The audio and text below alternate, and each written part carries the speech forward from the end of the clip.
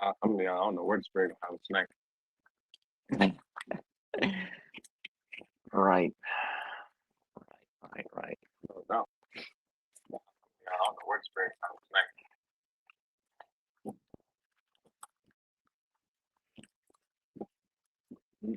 Oh, man. Feel good to be back.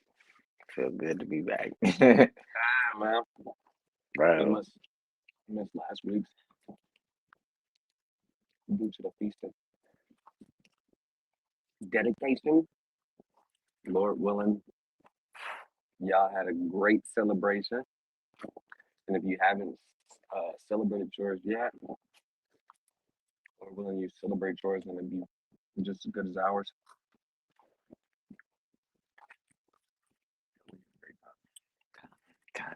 God. I guess I find a proverb or two. It's like, yeah. All right. Let's see if I can find one. I don't. Go ahead. Proverbs 10:1. It says, so like yeah, it says, the Proverbs of Solomon. A wise son maketh a glad father, but a foolish son with the heaviness of his mother. And this scripture speaks volumes because I've seen it within my own household and how it affected our family. Because I got a big brother. I'm not gonna go into too much detail, but a wise son does make your father glad. You know, something he can talk about amongst his friends. I believe in Sirach chapter 30, it even goes into this. Shalom, I don't think I ever seen this brother before 1100 Tay. Shalom. We might answer a few questions tonight. We got Hebrew daughter, Shalom. Hey, when y'all come in the chat, man, drop something in the chat so we can salute you.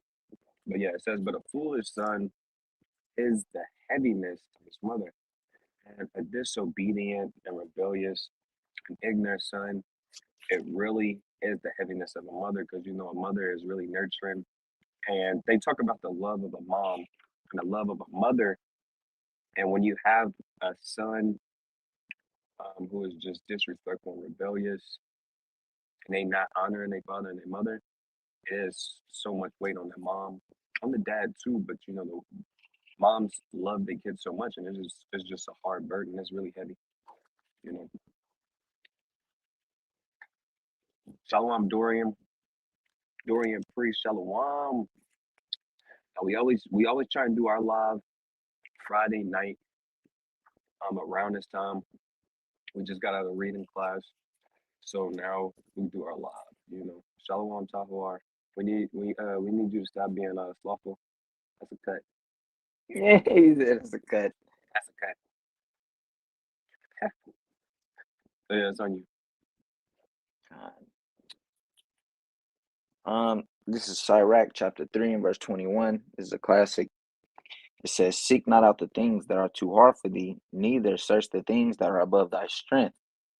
It says, but what is commanded thee, think thereupon with reverence, for it is not needful for thee to see with thine eyes the things that are in secret.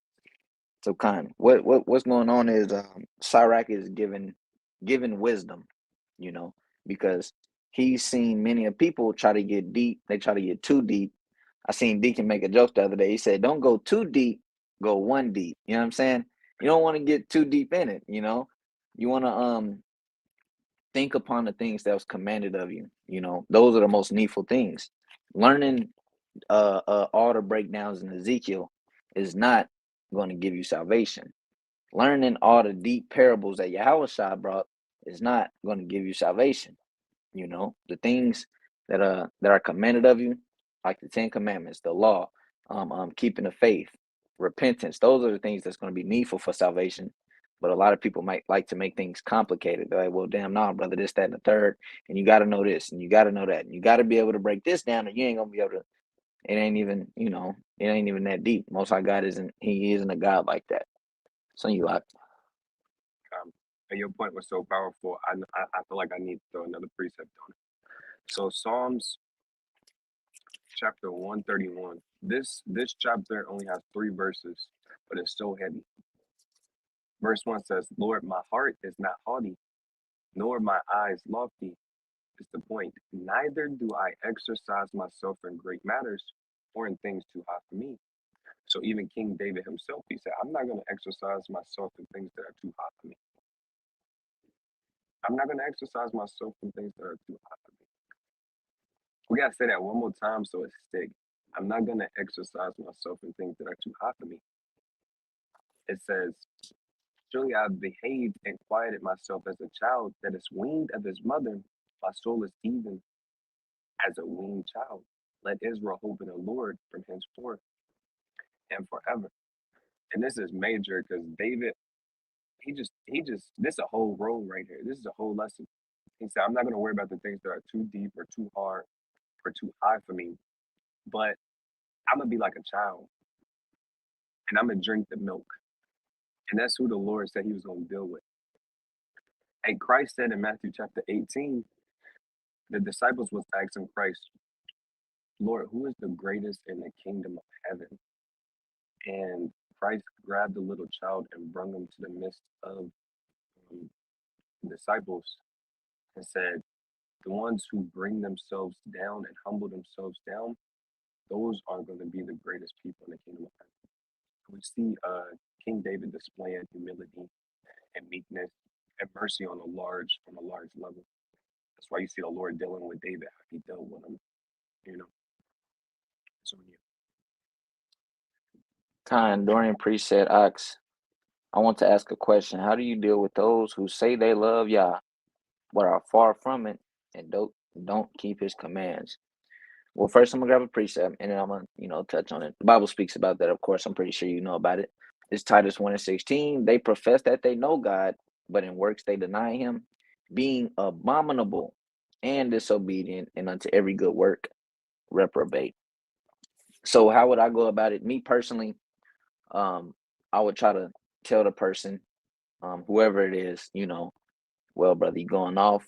Just like the scriptures say, show my people their sins. Just like Ezekiel. Let me grab Ezekiel. Grab Ezekiel Spirit. real quick. Don't grab Ezekiel that one. chapter 3. You said what? I said that's the spirit. I was going to grab that. I'm going to grab the other one and type it. All right, Con.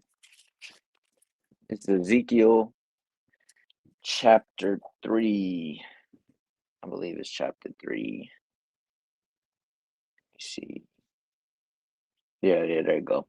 This is Ezekiel chapter 3 and verse 17. It says, Son of man, I have made thee a watchman unto the house of Israel. Therefore hear the word at my mouth, and give them warning from me.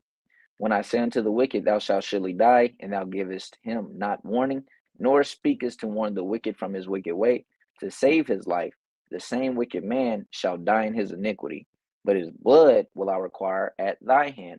So, if you have somebody that's being abominable and reprobate and wicked, yet they saying they know God and they love God and they have a personal relationship with God, you're supposed to show them where they're in transgression. You're supposed to warn them of their evil doings. Why? Because the wages of sin is death. Ecclesiastes 8:11, I believe, tell you just because judgment isn't executed speedily, therefore the sons of men's heart is fully setting them to do wickedness. So a lot of people are going to do wickedness and evil because they don't believe that they will be judged, or because they haven't gotten judged for that judgment yet. But we know through the scriptures that you will be judged at the end. Even Paul tells you that in Romans chapter 2, every man will be judged according to his deeds. So if you don't warn that wicked man, the Most High God is going to require it at your hand. Basically, you're going to get punished, same as him. Verse 19, yet if thou warn the wicked, and he turn not from his wickedness, nor from his wicked way, he shall die in his iniquity, but thou hast delivered thy soul. So if you do warn that brother, if you do warn the brother that's, claiming that he loves God, so on and so forth, yet in all works he is reprobate and wicked and abominable, if you do warn him, yet he turned not from his wicked way, you delivered your soul and yourself, but he will be, destroyed in his iniquity. But it's also a chance that their brother might hearken, or sister might hearken and come into the truth. And then you have angels in the heaven rejoicing. It's on you, Ak. Kind of, I got two precepts. Can you get Matthew, or excuse me, I think I want Mark. I want Mark 6 and 11. Hey, Salakia, everybody should have out their pens, notepads, Bibles. This is Bible study. Let's get This it is in. what we're here doing. We having Bible study right now. So let's just get into it. We want everybody to tag along with us, drop precepts, drop Ask questions. questions. We just Kind having Bible study right now. Go ahead, I add to the points, right? Because Con. it's nothing better whenever the chat interacts with us and pull out a precept that is more on point than ours, or they pull a precept that we haven't seen in a long time, or a precept that we never even noticed, and it applies. So that's what we here for, man. We really getting it in, just as much as we teaching, we learning. So that's the kind of spirit we moving in tonight.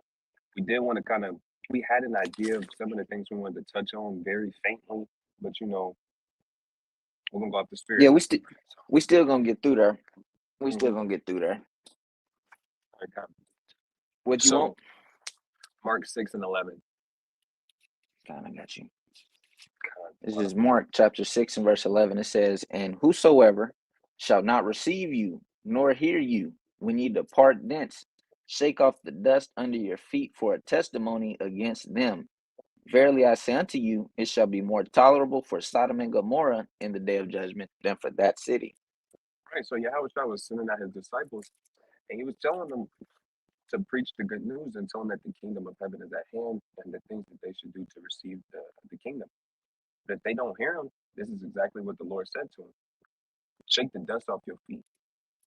He said, it's going to be more tolerable for Sodom and Gomorrah in the day of judgment than for that city.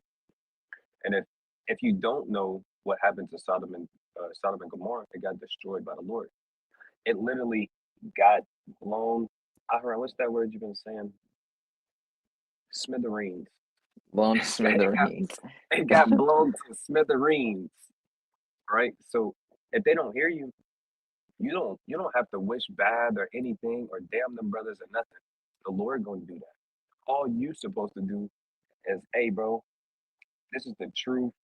I think you should try and do this. This is what the Bible says. And that's all you gotta say and plant that seed.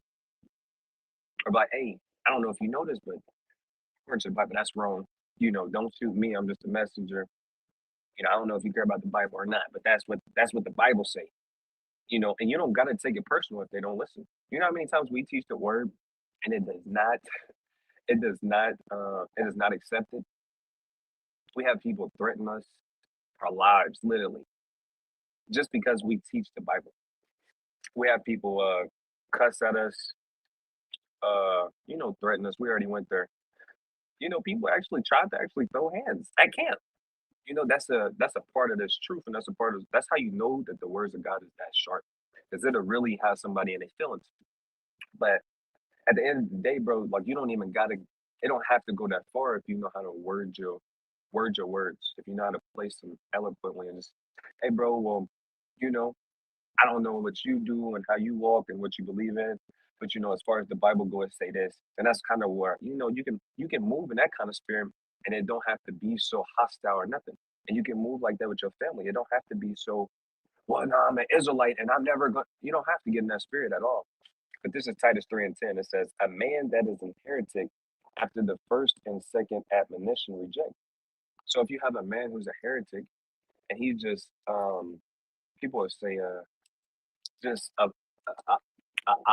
or opposition. All he wants to do is be at variance against you. If you don't know what I'm trying to say, just he's always against what you say or against the Bible. Contrary. The Bible's yeah, contrary. If you come across somebody like that, it says after the first and second time you try and tell that brother, what's right and what's wrong and what the Bible say, you can literally shake the dust off your feet. You can literally take a step back and say, it's your world. You can do it how you want to, but at the end of the day, me and my house don't do it this way. And it don't have to be it don't have to go no further than that. Now, if you want to be merciful and you want to be long suffering, and you really, really, really want to see this brother win, or you think that he might really, really get it, or same thing with the sisters, you think it's really possible that if you just diligent, you take your time, they might get it. Be that brother, be that sister, because you would want somebody to do it for you. So that's kind of the balance of how I would look at it. I'm pretty sure Aharon would agree. But it's on you. Somebody asked, brothers, what can be done if you have slept with a woman not of the 12 tribes? Can you grab me that Or, Solomon account? yeah, I want to click on it so it can be popped up. Okay. Who was it? 1100 Tay. Okay. You want to, what Solomon means. Yeah. So what we got to know is the law. We have to understand the law. I want to grab this.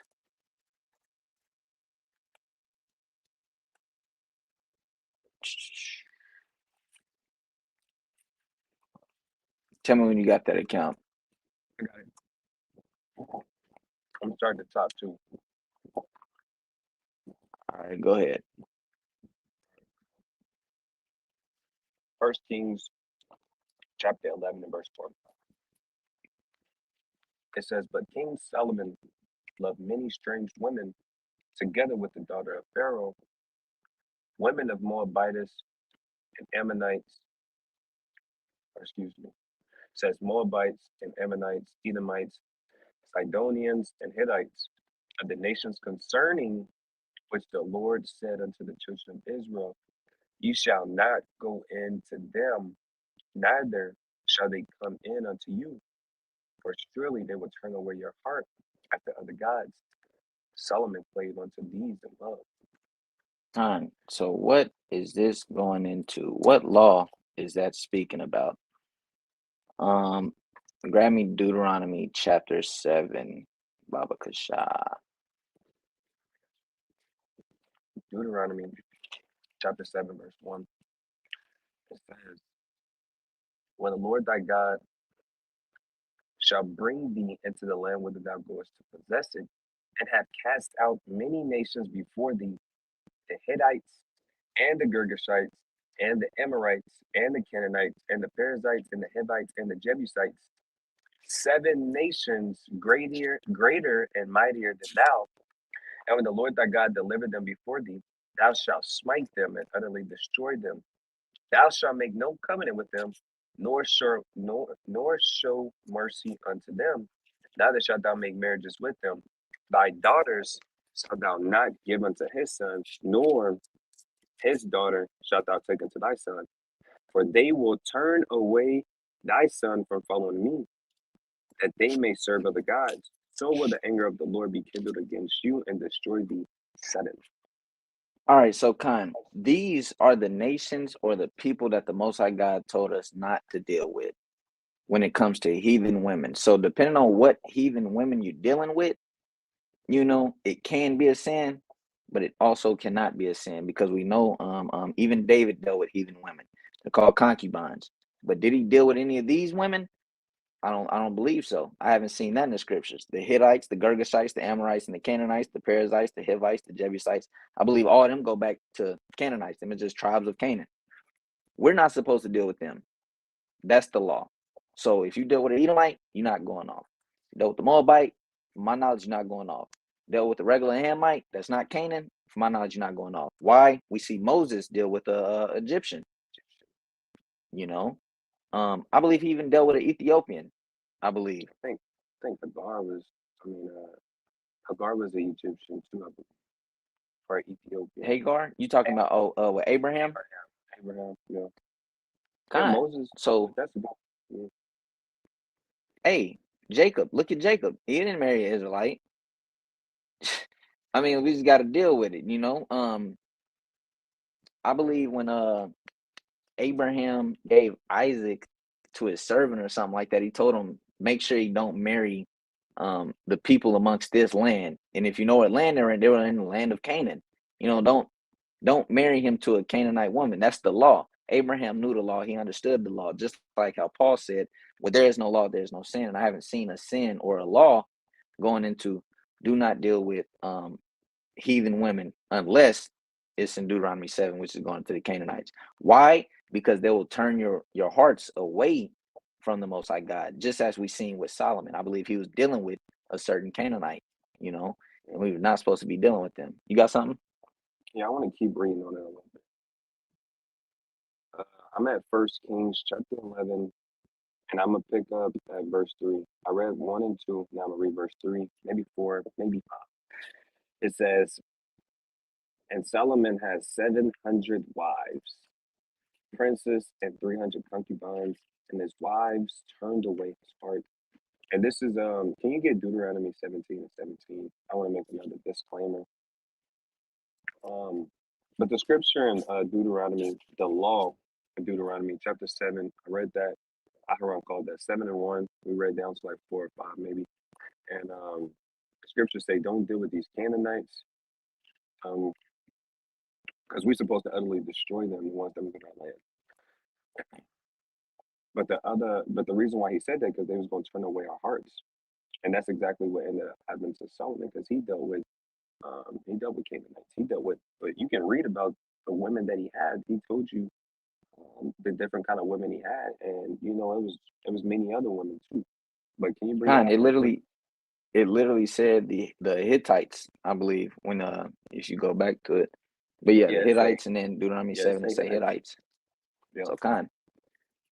This is Deuteronomy chapter 17, in verse 17. It says, "Neither shall he multiply wives to himself, that his heart turn not away, neither shall he greatly multiply to himself silver and gold."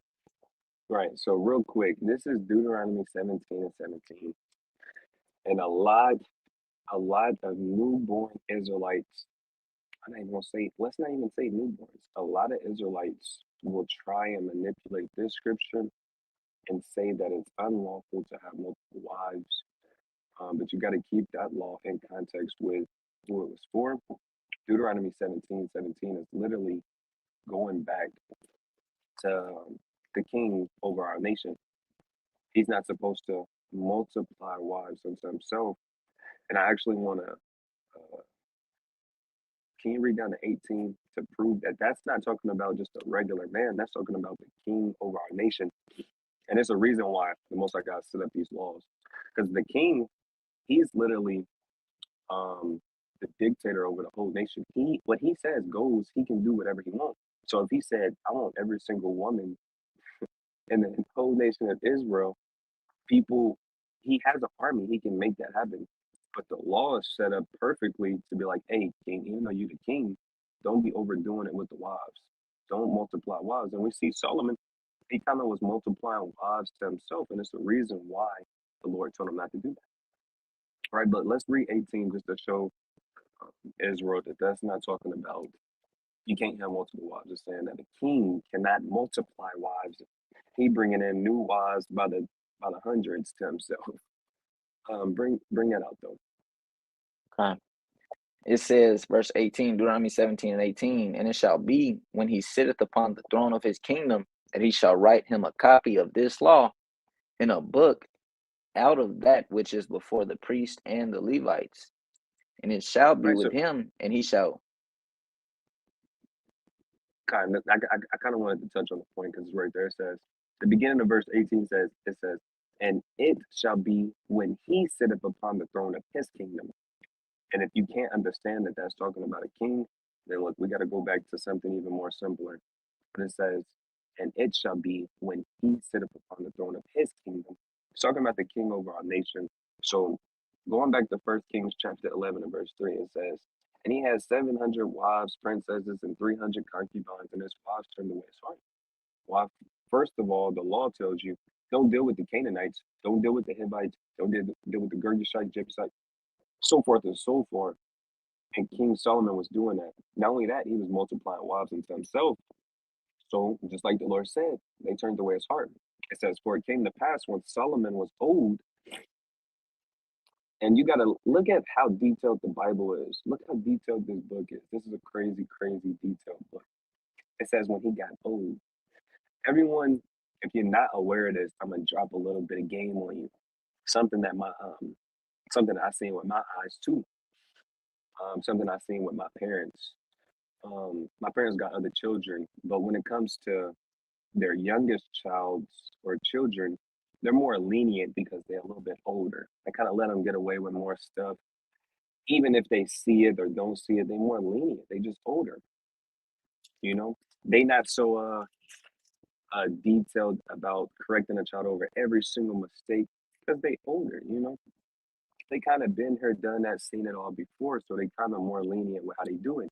And it's the same thing with King Solomon. When he was older, he was able to be manipulated a little bit more, you know. Not in like these women could do anything they wanted, but to an extent, they got King Solomon's heart to turn away from the Lord. It says, "For it came to pass when Solomon was old that his wives turned away his heart after other gods, and his heart was not perfect." It says, "And his heart." This is major right here. It says, "His heart was not perfect with the Lord his God, as was the heart of David his father." And that's real heavy. That's real heavy. So to kind of touch on your question again, your question said, brothers, what can be done if you have slept with a woman of the other of that is not of the 12 tribes? Aharon did a beautiful job of showing you, hey, it's different levels to even if they're not in the 12 tribes. You have certain women who is not lawful. You have certain heathen women who are lawful, and even within that is ways that how you want to dictate them. So you really got to know who you're dealing with, and you really got to study the Bible to know how you want to deal with it. Like we could go into certain scenarios, but that'll take a lot more time. But this is just to answer your question in a general sense. Um, Kind did you see any more he questions? he kind of said he said I do, but I don't want to be tied to the past. Kind of, I don't know. Uh, it's okay for you to put a heathen away, brother. And I got the law right here. You don't got to be tied to her. I mean, You it's got not like I said. It's nothing wrong. What's up? you got Deuteronomy 10, Deuteronomy 15, 21. or 21, 10 through 15. Mm-hmm. So, it ain't nothing uh wrong if you have a heathen wife. Of course, if she's not of the other nations. Of course, if you keep the household in order and you're not following after her gods and idols and so on and so forth, you're not in any kind of wrong. If you wanted to put her away, you can. There's nothing wrong or unrighteous about that. I'm got it right here. This is Deuteronomy chapter 21, verse 11. It says, I'm gonna start at 10. When thou goest forth to war against thine enemies, and the Lord thy God hath delivered them into thine hands, and thou hast taken them captive, and seest among the captives a beautiful woman, and hast desire unto her, that thou shouldest have her to thy wife. Then shalt thou bring her home to thine house, and she shall shave her head and par her nails, and she shall put the raiment of her captivity from off her, and she shall remain in thine house, and bewail her father and mother a full month. And after that thou shalt go in unto her and be her husband, and she shall be thy wife. Verse 14. And it shall be, if thou have no delight in her, then thou shalt let her go whither she will, but thou shalt not sell her at all for money. Thou shalt not make merchandise of her, because thou hast humbled her. So yeah, it's you're not in any kind of sin or any fault if you want to uh depart from her, especially if you wanted to come into the faith. You're not in any kind of iniquity. Just make sure that she is a heathen, because you can't really just put away your wife. You know what I'm Yeah. saying? Lest it be for fornication that comes from Yahweh. So, Nah. you know, I seen Dorian actually asked us some good questions too. He said another question. You done on that, right? yeah, you got it. It says another question. Shall we still go and sit with them who are in the church of Satan, meaning they who serve not Yah, but Caesar Borgia? I would say it's a balance in it, and I'm gonna throw you a scripture. Aharon, can you get Mark 2:16? And Yeah, it's a balance. Obviously, it's a balance to everything we say, because the scriptures always got a balance. Always, always, always. But um yeah, read 2:16, Mark 2:16. kind. I'll grab some. This is Mark chapter 2 and verse 16. And when the scribes and Pharisees saw him eat with publicans and sinners, they said unto his disciples, how is it that he eateth and drinketh with publicans and sinners? When Yahushua heard it, he saith unto them, they that are whole have no need of no need of the physician, but they that are sick. I came not to call the righteous, but sinners to repentance. And so it's really like it's really a love thing at the end of the day, like the law saying, and like Christ said out of his own mouth, the two greatest commandments is to love God. And this is Matthew 22 and 37, and I'm quoting, the two greatest commandments is to love God with all thy soul, with all your heart. And the second, like unto it, is to love your people in the same way. And if you was caught out there in Christianity, serving Caesar, still a Christian, and you wasn't in the truth, and you really love God, you will want your brother to kind of lead you back to the true path, back to the truth. And that's really what it boiled down to. Now, do I think that you should be all in the Christian church and just kicking in and chilling and, doing all of that? No, not at all, because they can actually turn your heart away from the Lord. So I say this, but you got to make sure you're keeping your head on a swivel and being circumspect, and make sure you apply some balance to your life. Right? Because there's been a few times where, I go, have a casual, I'll spend time with friends that I had in the world, on something real casual. We'd kick it. I'm still me. I'm still who I used to be, but I'm a better me. I came into the truth now, and now I can let my light. I feel secure enough in the truth where I can be around them and not go back to who I used to be. If that makes sense, that's what I really want to say. But should I kick it with them all day, every day? No. Why? Because I might start looking back. I might start looking back. I might start getting enticed. I might start wanting to do the things I used to do, you know. But I don't have to be weird and not talk to them brothers. I can still, hey bro, what's up? You good? How your mom doing? Because I grew up with these brothers. I ate at their house. I ate dinner at their house. When I didn't have a place to live, when my house got burned down, them brothers and their mamas and their dads showed love to me. So it's only right for me to be how I'm being. And at the end of the day, I want these brothers to come into the knowledge of the truth. So Leviticus 19 and 18 says, or 17, it says, thou shalt not hate thy brother in thy heart. Thou shalt in any wise rebuke thy neighbor and not suffer sin upon him. It says, thou shalt not avenge nor bear any grudge against the children of thy people, but thou shalt love thy neighbor as thyself. So that's really what it go back to. It go back to the law. It go back to what Christ said. It go back to the law. So I think that it is appropriate, um, to deal with your brothers on a certain level if they not in the truth.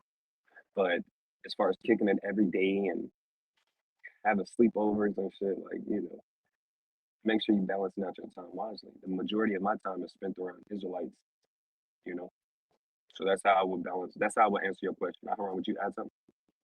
Yeah, you definitely want to be rooted and grounded. If you kind of new into the truth, I would totally separate for right now until you get rooted and grounded and built up in the spirit and in the faith and built up in your doctrine, and that you're assured, or you are assured of your doctrine. That way you don't get tossed back into Christianity. But this is Ephesians 4 and 14, that we henceforth be no more children, tossed to and fro and carried about with every wind of doctrine by the sleight of man and cunning craftiness, whereby they lie in wait to deceive. So even though you may have friends or brothers or sisters or somebody that's in the Christian church or whatever, um, kind of build yourself up in this thing, kind of study, because they're gonna show you something that you ain't got to yet. You may be reading the Torah, they're gonna show you something in Paul, you're gonna be like,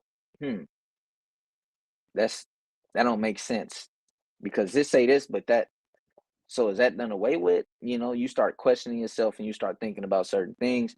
So definitely build yourself up in the faith, but it's also wisdom and wise to stick around certain people for a certain period of time. And I only say that because of this. This is 1 Corinthians 9 and 19. It says, for though I be free from all men, yet have I made myself servant unto all, that I might gain the more. And unto the Jews I became as a Jew, that I might gain the Jews. To them that are under the law, as under the law, that I might gain them that are under the law. To them that are without God, as without God, being not without law to God, but under the law to Christ, that I might gain them that are without law. To the weak became I as weak, that I might gain the weak. I am made all things to all men, that I might by all means have saved some. So what this is going into is to a Christian, I kind of use this tactic myself. When we out there on our ways and byways, I kind of walk up to a Christian like I'm a Christian. I kind of preach that Christianity a little bit, get them, caught into the conversation. Then I start questioning them. Yo, so what's this going into? I started spitting that Hebrew doctrine. I started spitting that real doctrine, the doctrine of life. So what is sin? This, that, and the third. He thought I was a Christian, but now it's kind of getting shaky on his end. He don't know where I'm going no more. He don't even really believe. Now he's starting to ask, also, you a black Hebrew Israelite? And he Right. kind of start looking at you shaky, like, damn. But his homeboy over here was like, that makes sense though. Yeah. Everything he brought out makes sense, Yeah. But Paul used that tactic that he may gain men, Uh damn, I was thinking of something. I'm gonna use this parable. Christ said, come and I'll make you fishers of men. When you go out there on the highways and byways, and the similitude is using as fishing. When you fishing, you don't use the same bait to catch every kind of fish. I wouldn't teach the same in Atlanta as I would teach down here. I wouldn't teach the same in Washington as I would teach down here. I wouldn't talk to a brother who ain't never been in the streets how I would talk to my gang banging homeboy. I wouldn't talk to them the same. I'm coming to you on a whole different level than I come to him. Even Paul did that. He used, or he quoted, or made reference to idols and Greek gods, just so he can gain them. Mm-hmm. So it's like the brother said, it's a balance to it. But Me, if you don't yeah, understand that, yeah, you're not well equipped. The wisdom behind it would be like, hey, bro, just take a time period away from them friends and get your mind right with the scriptures. Really take some time and really get through the scriptures and learn the doctrine. That's the piece. That's the piece, man. yeah, That's really the piece. Because teaching the Bible, it can get kind of it can get everywhere sometimes if you don't know what you're doing. Even if you know what you're doing, and having certain feelings for certain people and friendships, it can get in the way of the truth and stuff. So you know that's really where we at with that. fine. But you got anything? Now he asked another question. He said, question, what about to the ignorant? How can we speak unto those who have deaf ears as well? Really, you can kind of play this how how you seem fit. That's kind of what I would say. It depends. Is the brother who's has deaf ears, because we know even Christ said his people's ears have waxed gross of hearing, the dull of hearing, so on and so forth. Ears that they should hear, not eyes that they should see, not, so on and so forth. So we know that the scriptures isn't going to open up to them. So it depends on what kind of friend was he? Was he a friend that put you in jeopardy? Was he a friend that put you in harm, so on and so forth? I would say cut him off. Was he a friend that's been a good friend for the rest of your life? I would say keep in contact with him, because the scriptures, wisdom says, old friends are as old wine. You can't replace an old friend. It's nothing better than an old friend. His works and his deeds have shown good. So why replace him with a stranger? You know, if he's not putting your life in jeopardy, or if he's not trying to make you sin or anything like that, and he know what you get down with, he kind of know what you believe, but he just can't believe, or the sisters as well. She can't get down with it, but she's still your girl type deal. Hey, you can keep them around, because even Paul said it, dealing with marriage, if she be pleased to dwell with you, let her dwell with you. And it's talking about an unbelieving wife and an unbelieving husband. If they're pleased to dwell with you and they have deaf ears, let them dwell with you. you know it's on you out.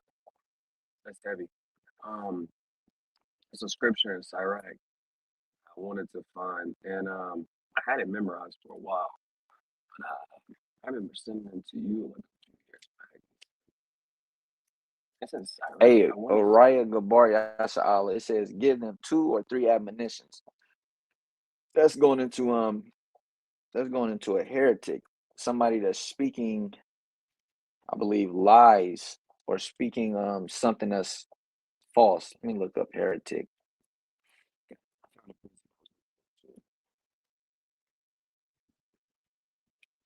Let's see. A person believing in or practicing religious heresy. A person holding an opinion at odds with what is generally accepted. So that's kind of going into a heretic that could be used for what we was breaking down before this, that dwelling around Christians, or dwelling around a Muslim or something like that. You give them two or three, they still not trying to hearken, they still doing their own thing, they kind of wicked. Two or three admonitions, you good. You already warned them, you can get out of there. Just like Ezekiel 3 said, give them their warning. Once you gave them their warning, the blood is off your hands. But that's a good precept. It's on you, Axelakia. No, y'all good. So the precept Aharon quoted was Sirach 9 or Ecclesiasticus chapter 9 and verse 10. So Sirach 9 and 10 says, forsake not an old friend, for the new is not comparable. It says it's not comparable to him. A new friend is as new wine. When it is old, thou shalt drink it with pleasure. So the scriptures say a new friend is it's not comparable to an old friend. If you know anything about wine, literally, the first thing I knew about wine was that it gets better over time.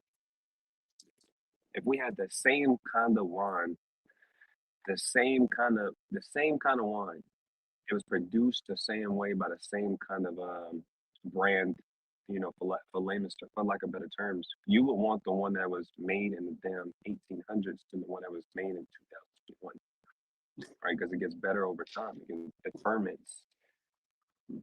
Yeah. So that's how a new friend is compared to an old friend. Even if the brother not in the truth, that was your dog. Y'all share some great memories, and it's a chance that that brother, through your friendship, you can win that brother over and bring him into the truth. That's wisdom. So that's my piece on that. You got anything? Salakia, my dog was barking. Until we get some questions, we can get to the lesson. I guess. Call all y'all by Shemashak y'all was shy. You know what I'm saying? We wanted to go into Bible study. Like I said, not like I said, but if y'all got any more questions, y'all can still ask questions or whatever. Can you grab me Proverbs 15:28? I'm gonna grab Sirach. This is Sirach. You got yours.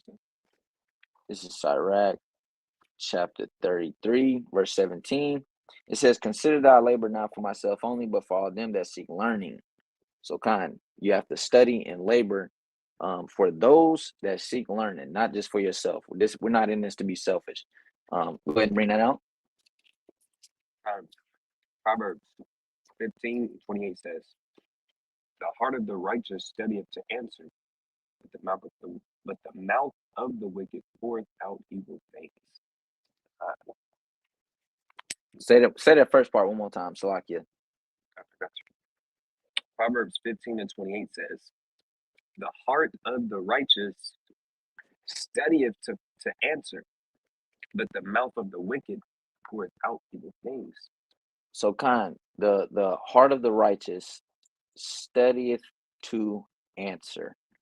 So that's exactly what we're going into. You want to study to feed the people. The scripture says the lips of the righteous feed many, and also Christ, when he was speaking unto the disciple, John 21:15, it says, so when they had done, Yahushua said unto Simon Peter, Simon, son of Jonas, lovest thou me more than these? He said unto him, yea, Lord, thou knowest that I love thee. He said unto him, feed my sheep. So we're supposed to feed the flock, feed our flock, feed Israel with this wisdom, knowledge, and understanding, with bread, wine, milk, honey, so on and so forth, that ye may grow thereby, if you have ears to hear. Somebody asked me a question, Zion of Israel, how can everyone be prophets that brings out the word? You had plenty of Israelites that read the scriptures and followed the Most High that didn't call themselves prophets. Well, it's a simple answer to that. Not everyone is prophets, just like it says in the scriptures. Are all prophets? Are all apostles? Are all I'm gonna grab it real quick. Let me grab it. Me, myself, I don't consider myself a prophet. Does that make me not a prophet though? I don't know. That's all up to the Most High God.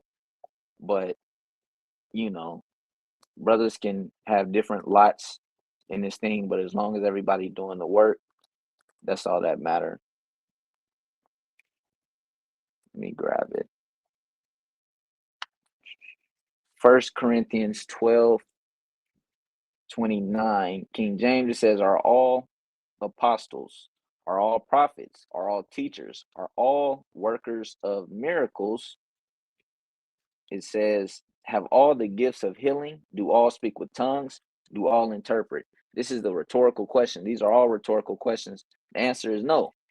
All are not prophets. All are not workers of miracles. All are not have gifts of healing. We all don't have these things. Just because you read the Bible doesn't mean you're a prophet. So it's simple answer to that. Me myself, I don't consider myself a prophet, but other brothers I do consider prophets. That's because that's just me though. I'm just a man. I'm not perfect. Mar, you want to add anything to that?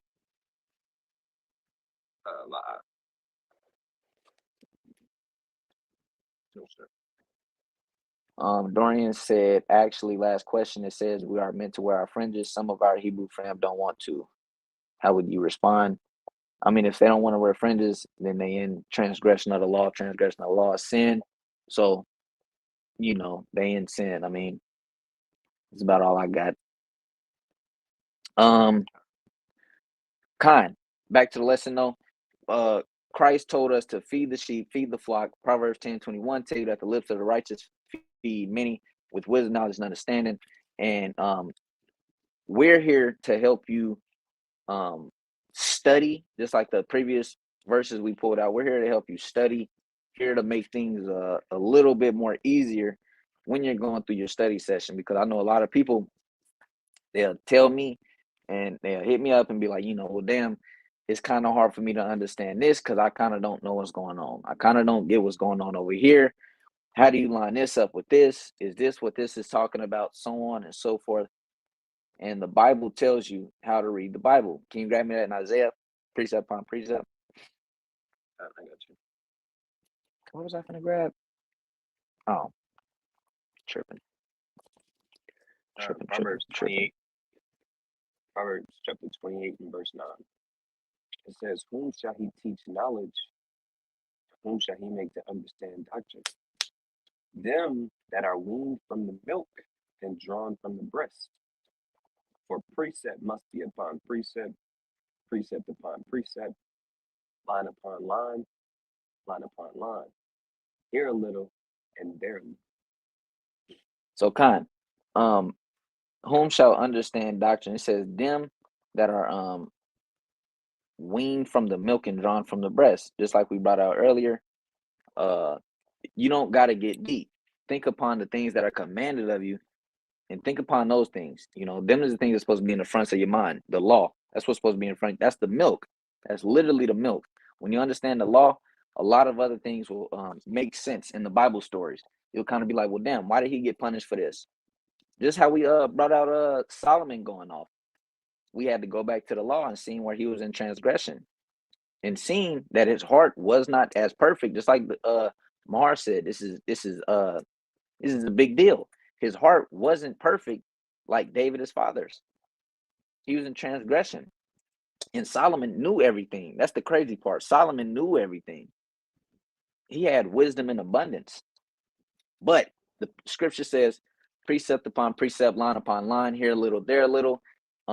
Just kind of how we've been doing all day. We'll grab a scripture from over here, we'll grab a scripture from Genesis, and we'll link it up with something in Revelation. We'll grab a scripture from Thessalonians, we'll link it up with the Sirach. Kind of what we've been doing all day. I'm finna link some up right now. Psalms 119, 104. Through thy precepts, I get understanding. Therefore, I hate every false way. This is how we understand every false way. Precept upon precept, line upon line. Now, there is a precept upon precept that can trip you up, and that's a stumbling block. You have to have discernment. People would like to line up John 3:16 with the Gentiles, when we know John 3:16 is not going into Gentiles. Grab me Isaiah 45:17. This is line upon line, here a little and there a little. This is going to help you understand the Bible. This is going to help you read the Bible and get understanding. Isaiah chapter 45 and verse 17 says, "But Israel shall be saved in the Lord with an everlasting salvation. Ye shall not be ashamed nor confounded, world without end." Fine. World without end. VJ, how do we donate? I believe we have a cash app, but don't worry about it right now, brother. It's the Shabbat. It's all good right now. He said, world without end. That's John 3:16. That's going into the world. For God sent his son. For God so loved the Man, that's world. crazy. There you go. For God so loved the world that he sent his son to die. So on and so forth. I don't be looking at John 3:16 like that. It got a bad taste in my mouth because how so many Christians bring it out. But here's precept upon precept that can destroy you. Say I pair John 3:16 with 1 John. Let's see how this works. Let me get to 1 John. Let's see if this makes sense. 1 John chapter, what do I want? Is it 1 and 15? What do I want? Where's that? Bear with me. There you go. 1 John 2 and 15. Love not the world, neither the things that are in the world. If any man love the world, the love of the Father is not in him. If I go line upon line, precept upon precept on that, that's going to confuse me. So God loved the world, but I can't love the world because, but the love of the world is not. This is confusing. You don't got discernment. You have to have discernment to obviously know that this is not the same world it's talking about that it mentions in John 3:16. You got to understand that. Chiefly though, what I wanted to go over, the Spirit had me go over the precept upon precept thing. Chiefly though, what I want to go over is a biblical timeline. I kind of want to go over a biblical timeline with everybody to get certain information, and even the Bible itself will give you a biblical timeline. You got certain brothers like Stephen. You got the sister. She didn't go over it, but it's in her book. Judith, she went over a timeline. Not she, but the person in her book went over a biblical timeline. But we kind of want to go a little bit more in depth. Nothing too long. We already been here a while. Nothing too long. So everybody should know. Salakia, VJ. I'm a sister, all good. Yep, no donations today. It is the Shabbat, but for the future. I got you. If our email here,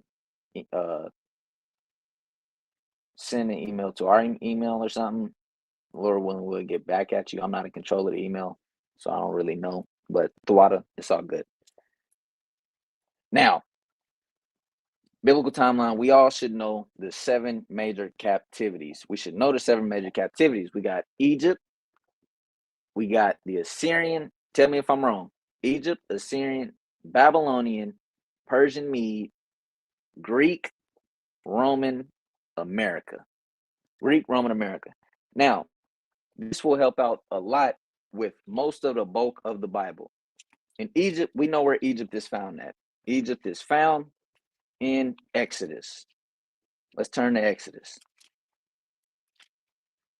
Let me see. I'm only bringing this out. Yeah. I'm only bringing this out because this actually will help with brothers and sisters that want to kind of look into things, look into the history without the Bible, get certain books like this, History Year by Year. I got this book. That'll kind of help you understand what's going on during that time, and it'll help you with the narrative of the people back then, if that makes sense. Exodus 1 and start at 5. Start at 1. Go ahead. Start at 1. Exodus 1 and 1. Exodus chapter 1, verse 1 says, Now these are the names of the children of Israel which came into Egypt. Every man in his household came with Jacob. Reuben, Simeon, Levi, and Judah, Issachar, Zebulun, and Benjamin, Dan and Naphtali, Gad and Asher, and all the souls that came out of the loins of Jacob were 70 souls, for Joseph was in Egypt already. So, most of the context of Exodus is going to be where? In Egypt. Most of the story is going to be in Egypt until it tells you that we're fleeing out of Egypt or we're going somewhere else or we're going there and there. But you have to carefully read and understand where you're going. Like myself, one thing that helps me out, boom, I got a map right there, big old map in my house. So when I'm reading, I can see where we fled from Egypt all the way to so and so, or going into the wilderness, or I can just Google search it. Boom, where did people flee, so on and so forth. More than likely, Google gonna have it, kind of on par with how they did it. The Bible will explain it. Another thing that I just read, you got Reuben, Simeon, Levi, Judah, Dan. A lot of people trip up on names. Mind you, a lot of people trip up on names. I'm gonna tell you what helped me out.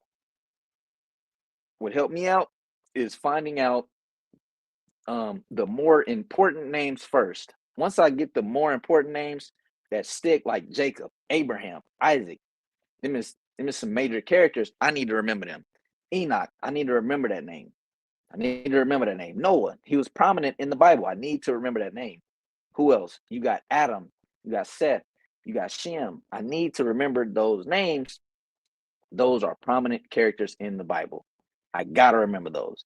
Then once you finally remember all the prominent names in the Bible, you can kind of get into the Calebs, the Joshuas, the so on and so forth. Joshua, a prominent name. Caleb is too. Them was the only two that came up to my mind though. But then you can get to the other names that's in the Bible and try to remember those as well. Do you got anything? If I keep going. All right, kind. So boom, we got Egypt. Mind you, I already said that's the first captivity. So guess what? Everything after Exodus, it's finna go straight down the line. Assyrian. Boom, boom, boom, boom, boom, boom, so on and so forth. Now, after we deal with Egypt, we don't go into captivity. Where do we go? We go into the land. Where do we find that at? We find that, I believe, partly in Deuteronomy and in Joshua. Am I right or wrong? Assyrian? No. Where we going to the land, not Assyrian. Oh, yeah. Definitely. All right, kind. Shit, Slacky, if you got a precept off the top of your head, you can go ahead and pull it out. I'm gonna find something. You can go to the latter chapters of Deuteronomy. I know the half tribe of Manasseh, Reuben, and Gad got their land allotted before they crossed the Jordan. And then Joshua got everybody else their land after they followed the Hermetic tribes and stuff. But a precept off the top of the head, let me help you with that. I'm gonna do that. I'm gonna let you handle the Assyrian one because I know you're a little bit better with the Assyrian than I am. I can get through there, but I know you're more eloquent when it comes to it. Okay. I'm looking for the part where Moses died. 34, Matthew 34, verse 7. Yeah, you can really kick it off. I I read already it. tell you how you went out. Yeah, you got it. I'm gonna go get this stuff ready for that Syrian. This is Deuteronomy 34 and 7. It says, And Moses was 120 years old when he died. His eyes were not dim, nor his natural force abated. The children of Israel wept for Moses in the plains of Moab 30 days. So the days of weeping and mourning for Moses were ended.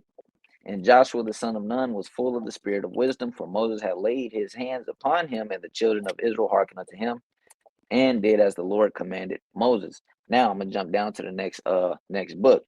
Joshua is in command now. Joshua 1 and 1. Now after the death of Moses, the servant of the Lord, it came to pass that the Lord spake unto Joshua, the son of Nun, Moses' minister, saying, Moses, my servant, is dead. Now therefore arise, go over this Jordan, thou and all this people unto the land which I do give to them, even to the children of Israel. So when they're going over to Jordan, they're going into the promised land, the Fertile Crescent, going to Jerusalem. After we go into the promised land, so on and so forth, you got the book of Judges. Judges is going into, when we get into the land, how we're dealing with the tribes that are around about us. How do we cope with those people that are around us? Judges 1:1. Now after the death of Joshua, it came to pass that the children of Israel asked the Lord, saying, who shall go up for us against the Canaanites, first to fight against them? Normally, chapter 1, verse 1 or whatever is going to give you a context of what's going on. It's going to give you a context of where they're at, how they handling things, and so on and so forth. Now, Judges has got a lot of hard names to remember, but there are some prominent figures in the book of Judges. You don't want to just look past that. A lot of people want to look past history because it's a little bit more harder, but yet want to get deep, which makes no sense to me. I don't get it. History is actually one of the easier things to learn if you want to learn it. I mean, I kind of go with everything, but you kind of just gotta want to learn it. It's not really hard. All it is reading comprehension. You know, get through there. Write certain things down. It's not hard to write certain things down. I got a board I write stuff down on. I got papers. I got my Bible. I write certain things down. If I need to remember a name, guess what? I'm gonna write it down. If I need to remember what they did, I'm gonna put a precept of what they did right by the name. This is things to help Bible studying easier. This is things to help you comprehend more things easier. Because that way, when you get done reading and you didn't write nothing down, next thing you know, you forget where the book was at. You forget what you was reading. You forget what he did. You don't remember his name no more. Now you're in a pickle. You're like, well, damn, I just got done reading such and such, but I don't remember where it's at. I don't see where it's at. You didn't circle it in your Bible. You just kind of read about it and then went on about the day. Don't be that guy. You want to study. The scriptures say, study to show thyself approved. So you want to be able to study and get through there. Now, it's a scripture I wanted to show in Acts. It's Acts chapter 13 and 20, and I'm already right here. Acts 13 and 20. So this is a fun fact that you may or may not need. At one point, I know this is beneficial to me. So this is something that I'm gonna drop on y'all. Acts 13 and 20. And this is a scripture that you want to actually write down because one day you're gonna need it. It says, and after that, he gave unto them judges. So after this, after Joshua, the Lord gave unto us judges. It says, about the space of 450 years until Samuel the prophet. So the time period of the book of the Judges lasted for about 450 years. So you got Moses. After Moses, you got Joshua. After Joshua, you got the time period of the Judges was, in the scripture and Acts tell you, is about 450 years. And that saves you the trouble of having to calculate that. So a lot of the brothers doing that math for us. So the time of the Judges was about 450 years. That's major. A lot of people don't know that. it is. That's real major. Yeah, that's major. So after we got out of Egypt, of course, we was in the wilderness for 40 years. We started getting up there to Israel. At that time, it's called the land of Canaan. We ended up getting there. A lot of wickedness was going on. You had Solomon. He went off. We already pulled that out through the spirit. First Kings chapter 11 is where Solomon went off. And the judgment for that was the kingdoms being split. And I actually want to show that. This is First Kings chapter 11 and verse 11. I'm going to start at 9. It says, so Solomon started breaking commandments. He started serving other gods. He allowed his wives to turn his heart from the Lord.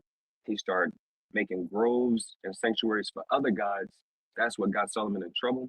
So verse 9, it says, and the Lord was angry with Solomon because his heart was turned from the Lord God of Israel, which had appeared unto him twice, and had commanded him concerning this thing that he should not go after other gods. But he kept not that which the Lord commanded. Wherefore the Lord said unto Solomon, for as much as this is done of thee, and thou hast not kept my covenant and my statutes which I have commanded thee, I will surely rend the kingdom from thee and will give it to thy servant. Notwithstanding, in thy days I will not do it for David thy father's sake, but I will rend it out of the hand of thy son.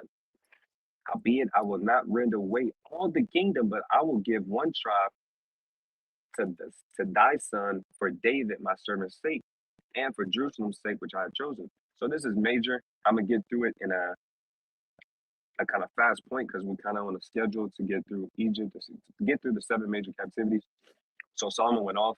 The judgment was for that was, hey, I'm gonna take the kingdom away from you, not the entire kingdom, because I promised, because the Lord promised David that his sons and his sons' sons will sit on the kingdom forever, an everlasting kingdom.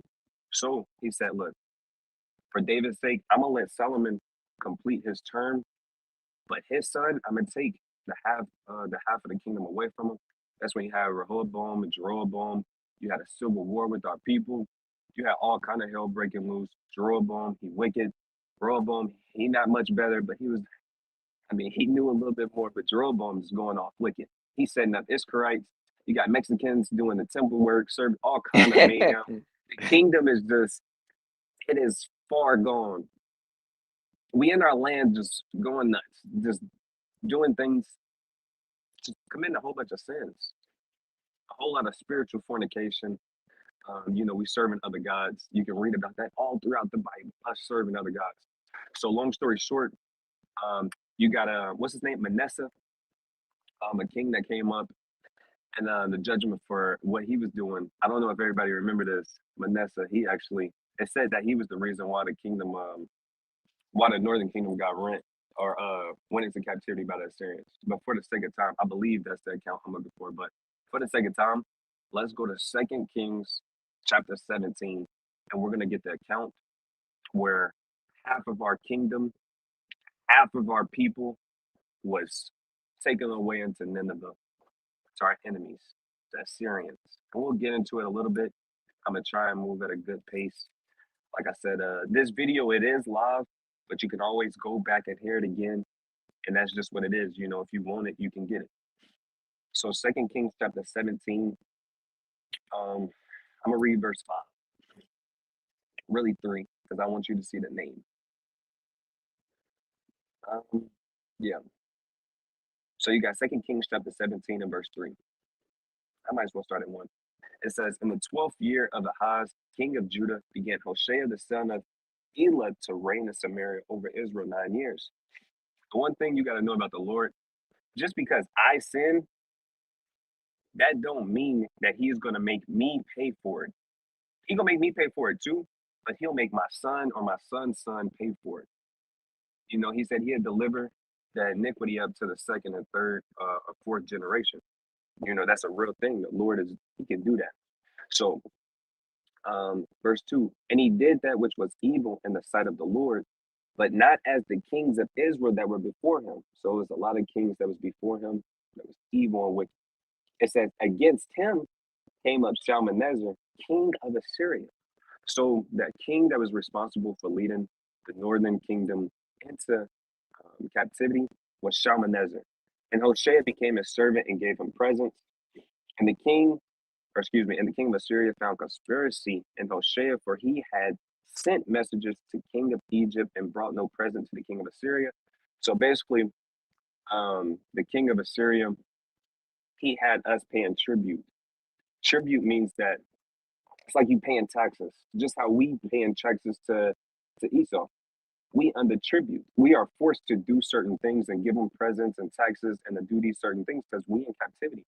Same thing that was going on with our forefathers. But Hoshea, he was like, I'm gonna get out of this. And now I'm gonna get out from serving Shalmaneser. I'm gonna go to the king of Egypt. So the word conspiracy, when Shalmaneser heard about how Hoshea was going to Egypt and trying to get their hand. We're gonna do a lesson over this. We actually gonna do a lesson over this, and we're gonna talk about how our people depend on Egypt so much. And this is literally the doctrine. This is part of the doctrine. Our people, we depend on Egypt always. Even to this day, we don't say that we Israelites. We say that we African. We say that we African American. we depend on them.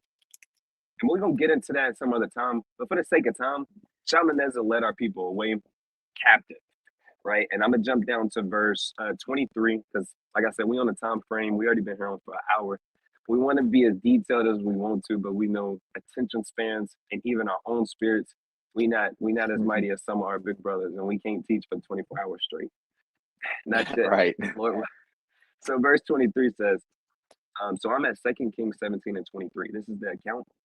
And I actually wanted to pull it up in the Apocrypha and just show you where it's at so you can have that precept. Can you get that, Baba Kasha? And Second Ezra 14 and 40.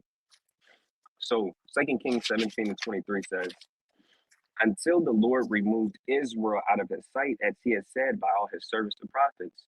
So was Israel carried away out of their own land to Syria unto this day. So the Lord actually removed the northern kingdom and put them in captivity in Assyria.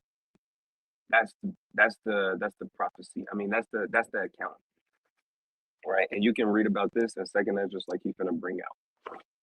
Second Ezra what? It should be 1440. This is going into when they was writing the books. 13 and 40. Okay. Second Ezra chapter 13, verse 40. It says, those, this is a prophecy, just to give y'all a little hint. Those are the 10 tribes which were carried away prisoners out of their own land in the time of Osea, the king whom Shalmaneser, the king of Assyria, led away, and he carried them over the waters, and so came they into another land. God, so this is literally the account that matches up with Second Kings chapter 17. Now, when you read the rest of this in Second Ezra, it's fire because it gives you prophecy, like Aharon says. It tell you how our people got out of the land of Assyria, and went to the land that mankind never took, aka America, right? So this is literally the prophecy, man. So my spirit want to go into it more, but for the sake of time, Grab me Jonah. Grab me the book of Jonah. All right. It's crazy. My spirit wanted to go there. Now, this is to help everybody understand the Bible or the books and the context and the timeline that they were in. He was just telling you about how they got led away to the Assyrians or by the Assyrians, and they were took into their land. Give me Jonah chapter 1. I'm gonna just say verse 1. I'm gonna just go off the hip. That should be good enough. That's what you want, basically. Jonah chapter 1 verse 1. And I want to get Tobit because we here now. I'm grabbing Tobit. I'm grabbing Tobit. Hey, I grabbed Jonah. You grab me. You grab me Tobit. You see how that works? This is like 200 IQ right here. All right, Jonah chapter 1 verse 1. It says, now the word of the Lord came unto Jonah the son of Amittai, saying, arise, go to Nineveh, that great city, and cry against it, for their wickedness has come up before me. You want me to touch on that? Real quick. Jonah was sent to Nineveh because that's where our people were. What is Nineveh? Where is Nineveh? Where is Nineveh? Is the capital. He said, where is Nineveh? Hey, Toba, go say it. I'm glad you're here, bro. This is fun. I'm having a great time. All right. Nineveh was the capital. I did a quick little Google search. Nineveh was the capital. That's crazy. Get out of my head. Nineveh was the capital of the powerful ancient Assyrian Empire. It says Sennacherib was the king of Assyria from 704 to 681 BC and was famous for his building projects. So when Jonah was sent to Nineveh, guess what? He was sent to our people, That's what's going on. Those were the Ninevites he was talking about.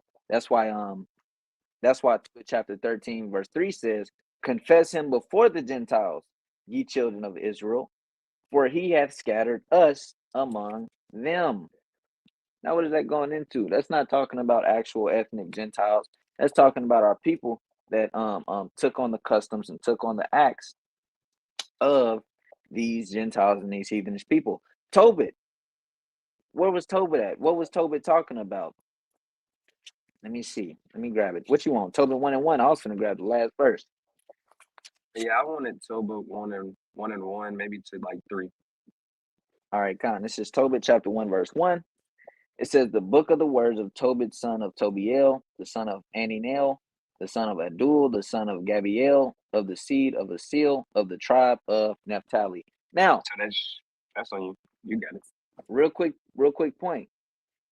What are the two main names I want to get out of this text right here? The two main names I want to get is Tobit and Naphtali. Those are the two main names I need to focus on right now. I can go back and learn about what the other names mean later. This is going to help me understand who these people are. Naphtali is prominent throughout the whole Bible, and Tobit is prominent, well, of course, throughout the book of Tobit. So I would have to know that. That's just going to make things easier. It's on you. What I was gonna say was a little bit deeper, and you got to be a little bit more studious, I should say. Obviously, we know that Naphtali was a son of Jacob.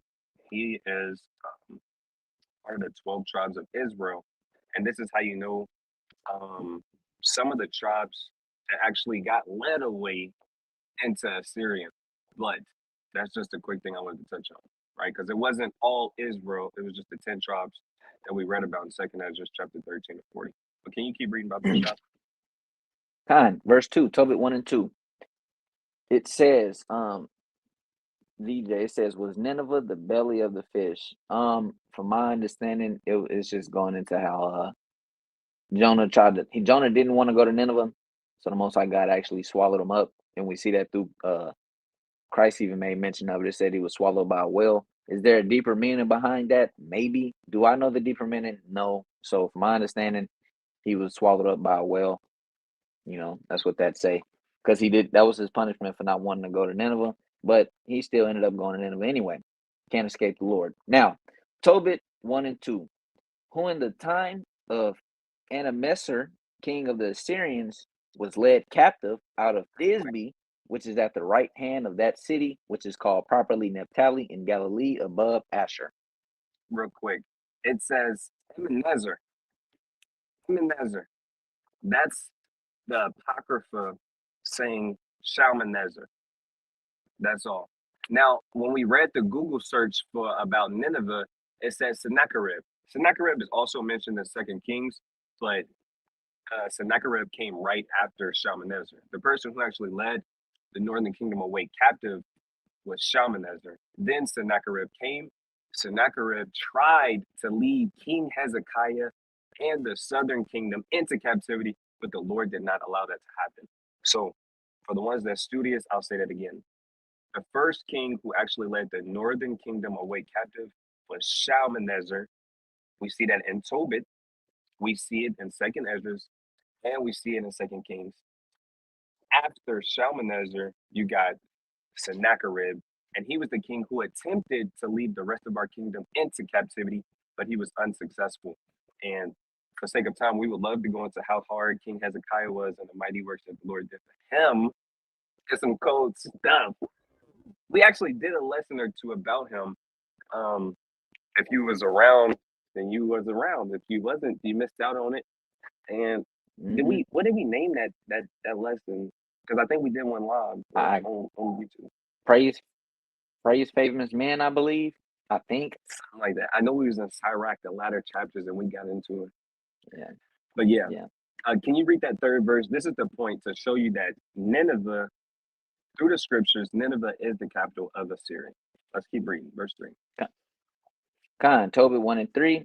I, Tobit, have walked all the days of my life in the way of truth and justice, and I did many alms deeds to my brethren and my nation, whom came with me to Nineveh into the land of the Assyrians.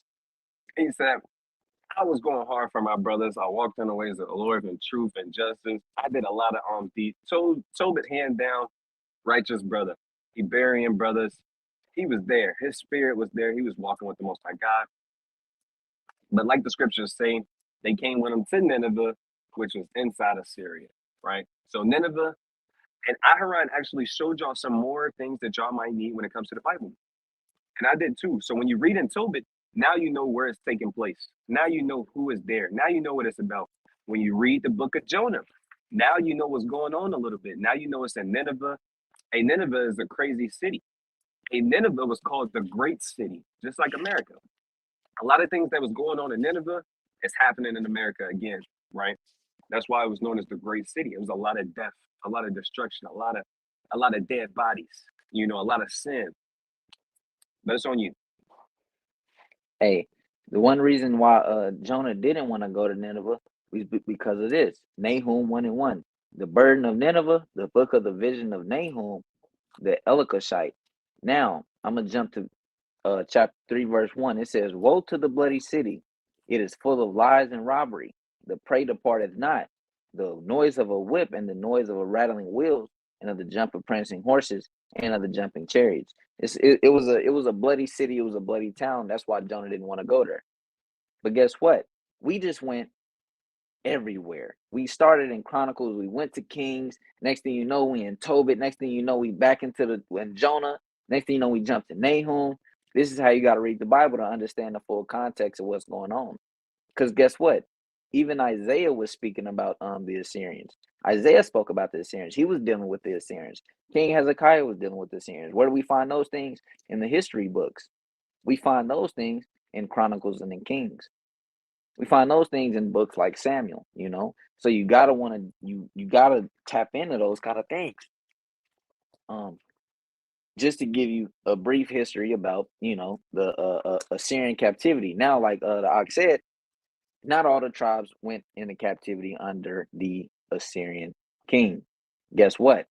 We went under captivity to the Babylonians. Why? I believe it tells us in Jeremiah, because we were keeping our brothers captive and so on and so forth, and we was dealing with all kinds of wickedness, But just to show you, we're going into captivity under Babylon. You got Jeremiah 29:10, because I remember I believe the sister asked a question. This is going to answer her question. VJ, was most of our captivity around 400 or 450 years long? Most of our captivities were not around 400, 450 years long. They were assorted, You got Egypt, I believe, which lasted 400. You got America, which I believe lasted a long time, but Greek didn't last, I believe, near as long as that. I don't think Roman lasted as long as that. And here's a precept right here. This is Jeremiah chapter 29, verse 10. It says, thus saith the Lord, that after 70 years be accomplished at Babylon, I will visit you and perform my good word toward you, and causing you to return to this place. What is this place that he's talking about? He's talking about Jerusalem. The Babylon captivity, or the Babylonian captivity lasted only 70 years. It wasn't a long captivity. He even told us when we got there. Yeah, he even told us when we got there. He said build houses and plant vineyards, so on and so forth. We the Most High God is merciful and compassionate. But who do we know that was in the Babylonian captivity? Where do we see Babylon and stuff like that? If anybody know about the man named Zerubbabel, what does Zerubbabel mean? His name, Son and Babel. Zerubbabel. There you go. Zerubbabel. Babylon is Babel. His name means sown in Babylon, just like the Og brought out. So guess what? Zerubbabel came from Babylon. You also got Daniel. This is Daniel 1:1. In the 3rd year of the reign of Jehoiakim, king of Judah, came Nebuchadnezzar, king of Babylon, unto Jerusalem, and besieged it. So when you're reading about Daniel, you're going to read about him being in Babylon. You're going to read about him talking to the king Nebuchadnezzar, and so on and so forth. You got something on that? Yeah. This is Ezekiel chapter 1 and verse 1. It says, now it came to pass in the 30th year, in the 4th month, in the 5th day of the month, as I was among the captains of the river of Kabar, that the heavens were opened, and I saw visions of God. So at this time, you had the heavens open, and you got Ezekiel seeing visions of God. Now he's going to give you the time period when that happened. It says, in the 5th day of the month, which was the 5th year of King Jehoiachin's captivity. So King Jehoiachin's captivity, you might be like, who the hell is King Jehoiachin? Then you got to go back to the Book of Kings, because he said King Jehoiachin. When you go back to the 24th chapter, the 2nd Kings, chapter 24, and you read verse 6, you can you can start up at 1, but for the sake of time, verse 6 says, so Jehoiakim slept with his father, and Jehoiachin his son reigned in his stead. So you had Jehoiakim, then you had Jehoiachin his son. It said that he was in captivity around that time. Now you got to see, well, who led Jehoiachin captive? Who brought him into slavery? If you keep reading down, you read down to the 13th verse. Mind you, I'm moving kind of fast because we're moving at this pace so we can get through the material. So now I read Ezekiel 1. Then I went to 2 Kings 24. I read verse 6 to show you and introduce King Jehoiachin. Now I'm going to jump down to verse 13 and show you what happened. Or I'm going to read verse 10. It says, at that time, the servants of Nebuchadnezzar, king of Babylon, came up against Jerusalem, and the city was besieged. And Nebuchadnezzar, king of Babylon, came against the city, and his servants did besiege it. And Jehoiachin, the king of Judah, went out to the king of Babylon, he and his mother and his servants and his princes and his officers. And the king of Babylon took him in the 8th year of his reign, and he carried out thence all the treasures of the house of the Lord, so forth and so forth and so forth and so forth. But the point is, when you read Ezekiel 1 and 2, it said, in the 5th day of the month, which was the 5th year of King Jehoiachin's captivity, this is when Ezekiel is taking place during the time of Jehoiachin. But we just found out that Jehoiachin was taken captive by Nebuchadnezzar. And that leads us to the third prominent captivity of our nation. So we went through Egypt, we just went through Assyria. Now we're dealing with the third one, which is Babylon, which was ruled by Nebuchadnezzar. And this is all going to make sense as you familiarize yourself with the Bible and with the scriptures and with history, right? But for now, if you're taking notes, just write third captivity, Babylon. The king was Nebuchadnezzar, right? And we showed you Ezekiel. We showed you a precept in Jeremiah. You pulled out, what was the other book? Daniel. 1 and 1. Daniel. We showed you in history with 2 Kings chapter 24.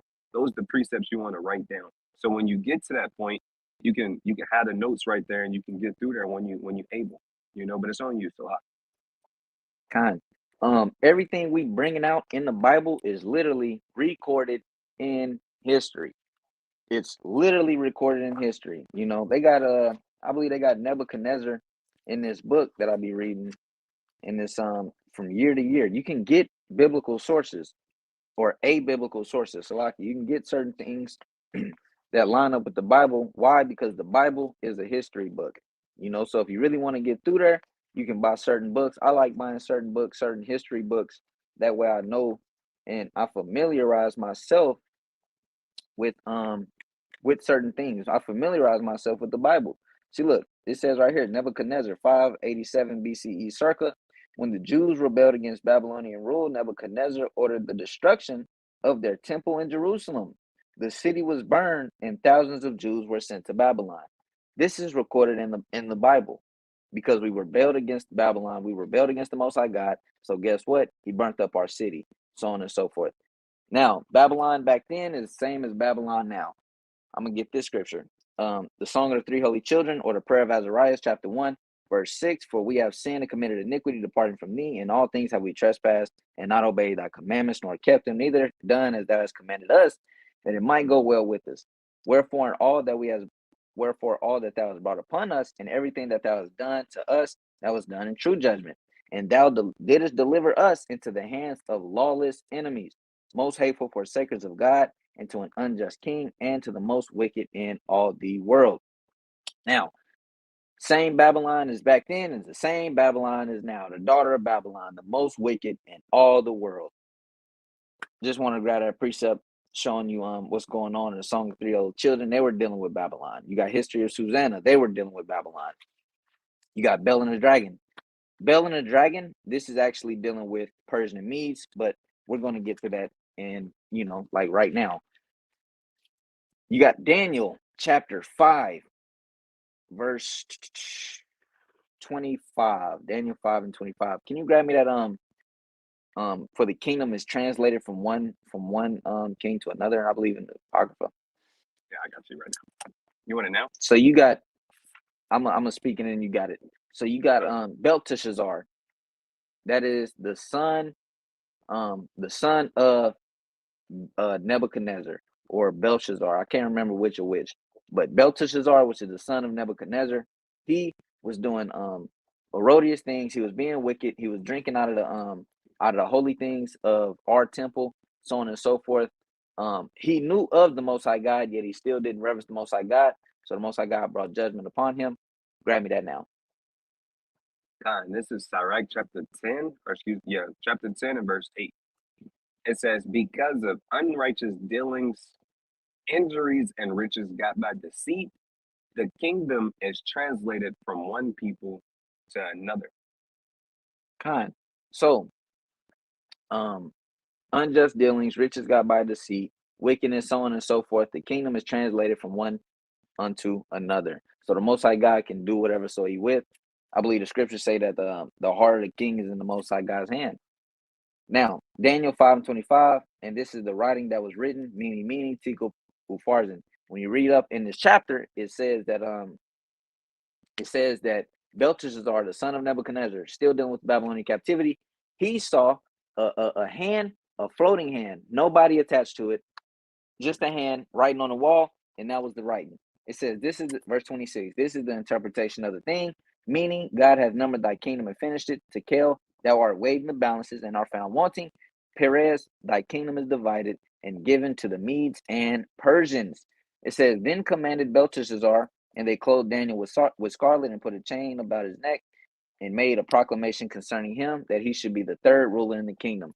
And that night was Belshazzar, the king of the Chaldeans, slain, and Darius, the Median, took the kingdom, being about 62 years old.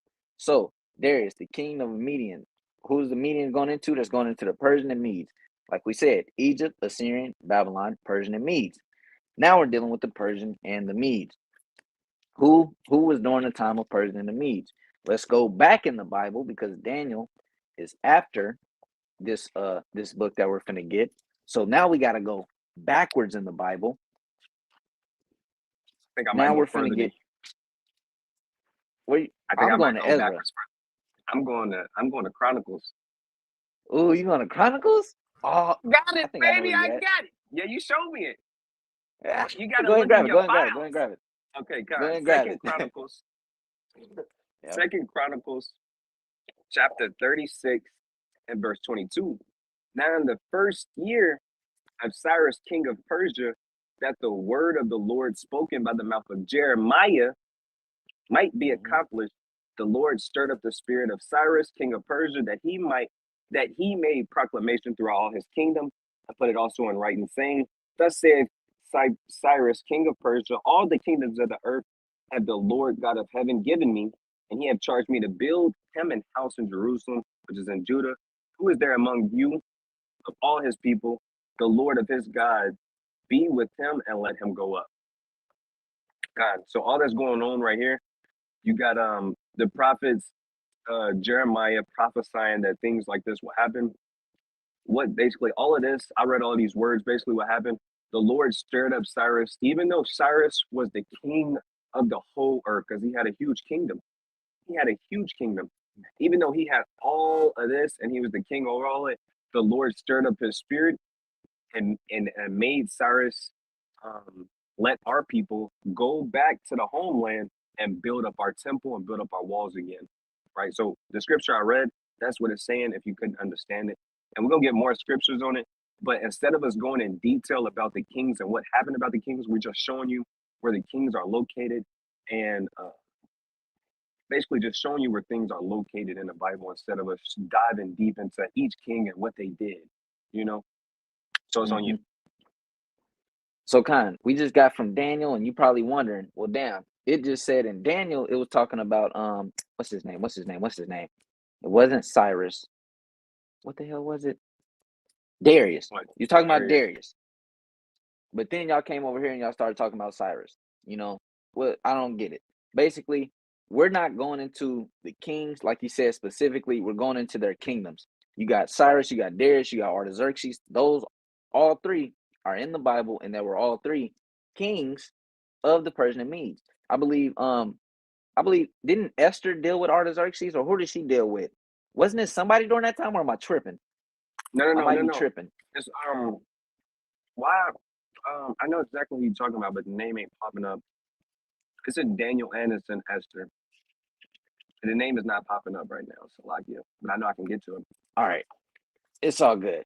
But we're just going over the kings and the times that they ruled, and we're showing you the books that you can find these kings in. We're showing you the context of these books. And then you got Ezra 1 and 1, now in the first year of Cyrus, king of Persia, so on and so forth. Ezra is dealing with the Persian and Mede captivity. You got Nehemiah, he's dealing with the Persian and Mede captivity.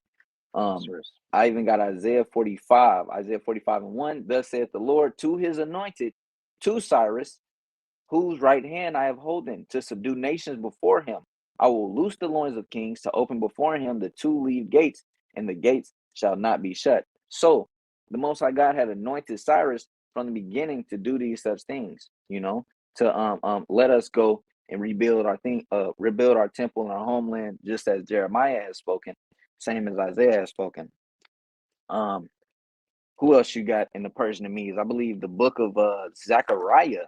Yeah, the book of Zechariah, you got that dealing with the Persian and Medes. Let me go find that.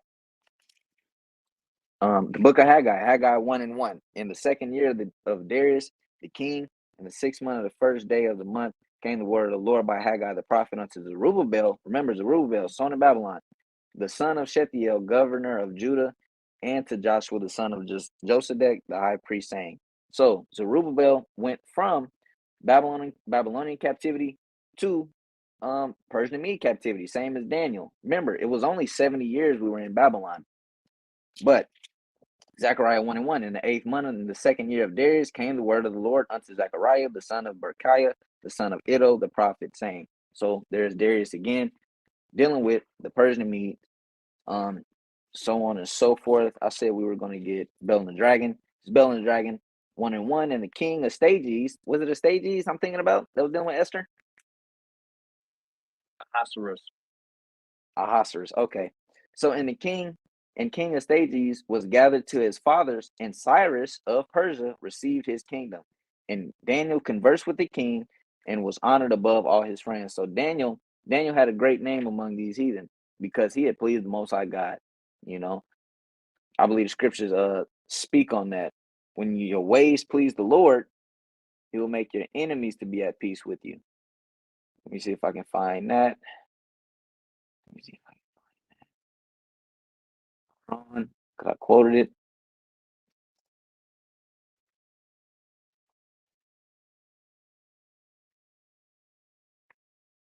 Right here, Proverbs 16 and 7. It says, when a man's ways please the Lord, he maketh even his enemies to be at peace with him. So Daniel, his ways pleased the Most High God. I believe in the scriptures it says that he was also blameless. Now, getting back to it, you got the Persian and Medes. Who's after the Persian and the Medes? Do you got anything else on the Persian and Medes before I go on? No, I think you did a really good job. All right, water. Who's after the Persian and the Medes? You got the Greeks. First Maccabees Chapter 1, verse 1.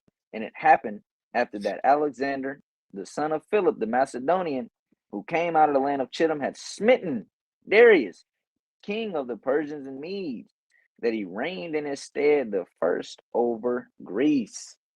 So you got Darius coming along and he smote you got Alexander coming along and he smote Darius, the king of Persian Medes, and he took over that empire. You also want to kind of know what these empire names are. You got the Babylonian Empire, you got the Achaemenid Empire, which is going into the Persian Medes, and you got the Greek Empire, I believe. I can't remember what the hell it's called, but yeah, he took that empire over. He conquered a whole bunch of land. I'm trying to find this prophecy in Daniel real quick. So bear with. Oh, okay, here it is. Daniel chapter 7 and verse 3. This is going to help you out a little bit with the kingdoms. If you got ears to hear, Daniel 7 and 3, I'm not going to give an in-depth breakdown. It says, and four great beasts came up from the sea, diverse one from another. The first was like a lion and had eagle's wings. I beheld till the wings thereof were plucked and was lifted up from the earth and made stand upon the feet as a man, and a man's heart was given unto it. What is it going into? This is going into the Babylonian Empire. I believe their animal was a griffin. There's much more in-depth stuff into it that, I don't got my bag right now. But it was a griffin, which is what is described right now, a lion with wings. Verse 5. And behold, another beast, a second like unto it, a bear, and it raised up itself on one side and had three ribs in the mouth of it, between the teeth of it. And they said thus unto it, arise, devour much flesh. Now you got a bear, rose up on one side. What is that going into? The Persian and the Medes. I believe the Persians took over the Median Empire, or the Median capital. I can't remember the capital of the name. I think. Bektane. There you go. Baktane took over that capital. So they rose up on one side a little bit more. They were more prominent. Said it had three ribs in its mouth. What are the three ribs? I believe it was the Levian Empire. Let me I see. think you're It's on my right. phone. It's on my phone. I I got know it. you got the Babylonian Empire.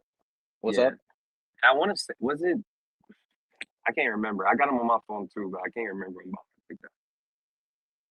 Here it is. Can you still hear me? Yes, sir.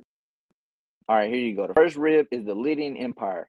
This is the empires that the Persian Medes took over. You got the Lydian Empire. The second rib is the Egyptian Empire, I believe by Cambyses the second. And then the third rib is the Babylonian Empire. So those are the empires that the bear took over, which is the Persian and Medes. And it says, verse 6, after this I beheld, and lo, another like a leopard, which had upon the back of it four wings of a fowl, and the beast had also four heads, and dominion was given unto it.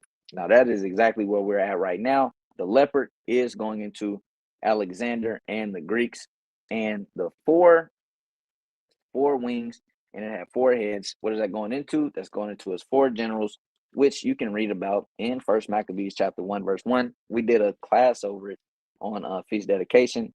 Go watch that video. We did a in-depth a little bit about not in-depth about the Diadochi, but a little bit. But we also talked about the Greeks. You got something? You could link up Daniel.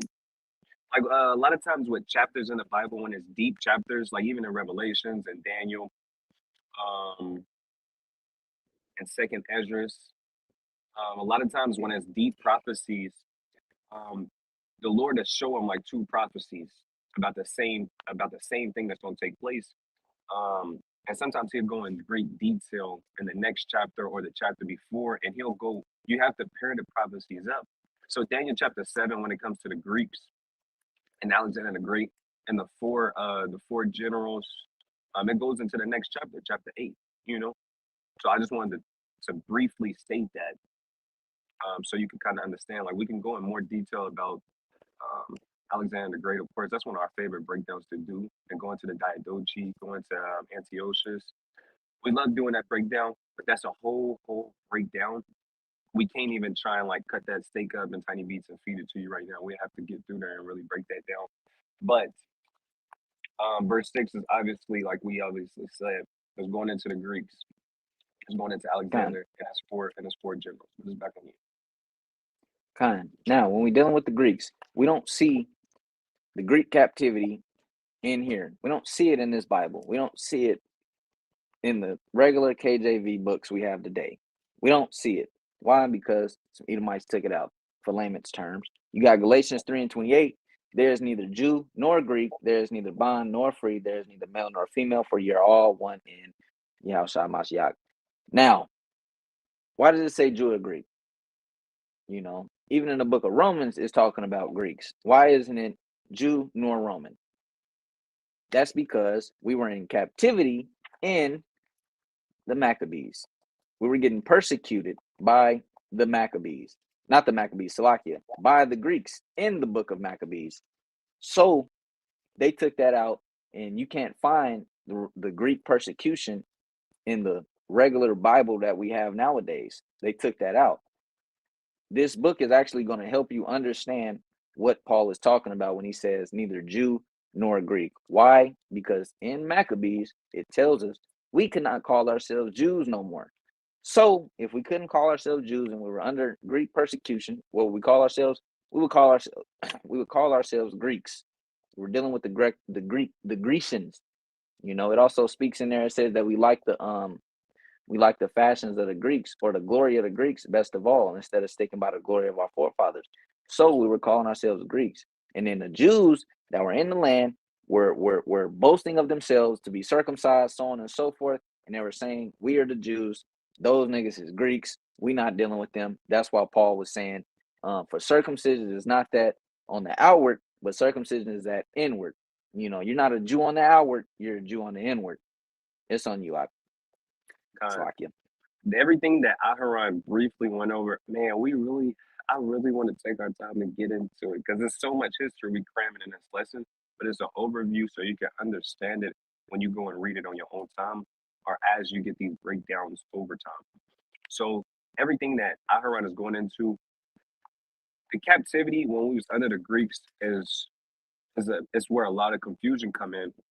This time period is also known as the Hellenistic period or the Hellenistic age, so forth and so on. It's literally um, in the time of Alexander the Great. I'm reading this. If you type in Hellenistic period, you can get a lot of information on it.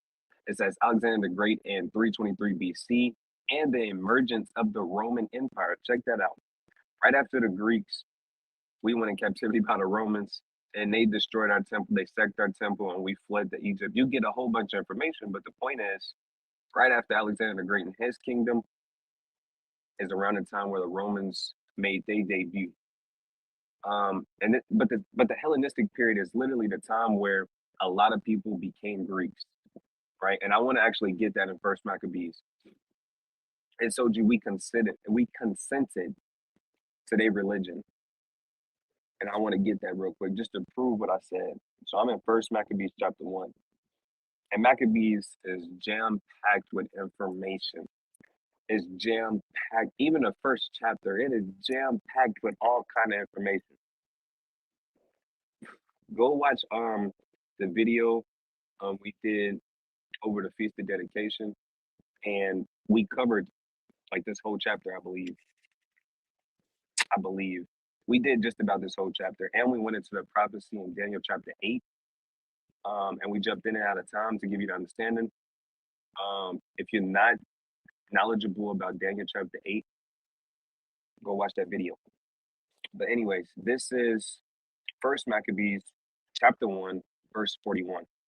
Moreover, King Antiochus wrote to his whole kingdom. Now, Antiochus was a Greek. He wrote to his whole kingdom that all should be one people, and everyone should leave his laws. So all the heathen agreed according to the commandment of the king. So Antiochus had all kind of people in his kingdom, but he wrote to his whole kingdom and told everybody, look, leave your laws and come follow this new God I'm gonna start. And we all know that all of these Greek gods, we kind of know about them already. We know about Zeus. I know Officer Akharan is more knowledgeable about Greek mythology and Greek gods and how they worked and stuff, but literally this is what it's going into. He said that all should leave his laws, so all the heathen agreed according to the commandment of the king. Now watch this, verse 43. Yea, many also of the Israelites consented to his religion and sacrifice unto idols and profane the Sabbath. So not only did the heathen agree to this new world order and consent to his religion in this new world order, many of the Israelites did the same thing. And that's why this period is called the Hellenistic period, right? Where people became Greeks, right? It even tell you in Second Maccabees that our people preferred the Greekish customs, right? Let me grab that real quick. I think it's Second Maccabees chapter 4. If that's not what I want, then we can, I'll pass it back to you. Yeah. Second Maccabees 4:11. And I'm gonna read 11 and I'm gonna read down to 13. I'm gonna read fast because I want to get to the point. Second Maccabees chapter 4 and verse 11. And the royal privileges granted of the special favor to the Jews by the means of John the father of Eupolemus, who went ambassador, ambassador to Rome for enmity and aid. He took away and putting down the governments which were according to the law. He brought up new customs against the law. So this man brought up new customs against the Israelites, law, statutes, and commandments. It says, for he built gladly a place of exercise. Every Israelite would tell you that this place of exercise is going into people practicing sports and working out and being butt naked. And that is the truth.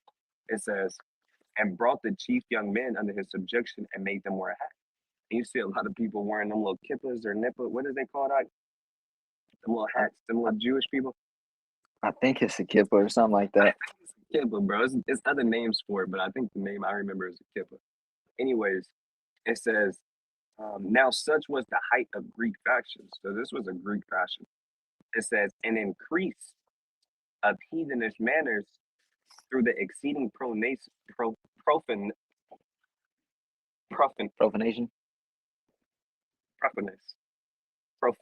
There it is. Oh. Through the exceeding profaneness of Jason, that ungodly rich and no high priest. So Jason, he was a wicked high priest or a wicked man who was trying to become the high priest of our nation. And he did a lot of things to push the Israelites to be Greeks. Jason was a wicked man trying to be the high priest over our nation, and he was persuading our people to become Greeks. And this is what it turned out to. It turned into a whole bunch of confusion. Our people don't know who they are no more. We went into 3 captivities since then, or 2 since then, and there's just a whole bunch of folly. People don't even know who they are no more. So Jason got a good name for himself, an ungodly rich. You know, he was a coon. He was cooning. He literally was cooning. But the point is, our people started doing the Greekish fashions, you know, and we started doing their customs. We consented to their religions. And, you know, we can go into prophecies and show you how that's in Daniel, so forth and so on. But I'm passing it back to you. Kind. Like I said, this is all through history. Yarmulke. Yarmulke. You're right. You're Yarmulke. right. They're right. The water from Egypt to Israel. Yeah, the water. This is 164 BCE. The Jewish revolt. Judah Maccabee, a Jewish freedom fighter, captured Jerusalem and rededicated the temple to God, an event commemorated each year by the Jewish festival of Hanukkah. Maccabee and his followers were fighting to regain the independence of Judea from a tribe called the Seleucids. So that's the Greeks. And you find this in a history book. Now we got the Romans. Through history, we all know the Romans took over Greece. You got 146 BCE. On the orders of the Senate, a Roman army destroyed the city of Carthage in North Africa, burning it to the ground. That same year, Rome captured Corinth and completed its conquest of Greece. Now what do we get from Corinth? You get the book of Corinthians. He's writing unto the Corinthians. You know? What was I going to get? Oh, also to show that we were under persecution or captivity under them, you got Mark. This is Mark chapter 12 and verse 14. And when they were come, they said unto him, Master, we know that thou art true and carest for no man, for thou regardest not the person of men, but teachest the way of God in truth. Is it lawful to give tribute to Caesar or not? Who is Caesar? This is the king at this time. You know, just like the brother brought out, when you're giving tribute, that means you're under somebody, you're under subjugation, you're under their rule. I'm gonna jump down to verse 16. And they brought it to him, and he said unto him, Who is the image and superscription? And they said unto him, Caesar's. And Yahushua answered and said unto them, Render to Caesar the things that are Caesar's, and to God the things that are God's. And they marveled at him. So, you know, we're under. Go ahead. I want to throw another scripture on it after you. You got Baruch? No. Okay, cool. Go ahead. Okay. I got Luke chapter 2 and verse 1. Luke chapter 2 and verse 1 says, And it came to pass in those days that there went out a decree from Caesar Augustus that all the world should be taxed. Now we already went into what tax being taxed is actually going into is actually being in slavery. And Aharon is going to pull out that precept. Am I right? Yeah. Kind. We're going to show you how being taxed is synonymous with slavery. You should pull that out now, and then I'm going to go into some information about Caesar Augustus. But it's on you. Khan.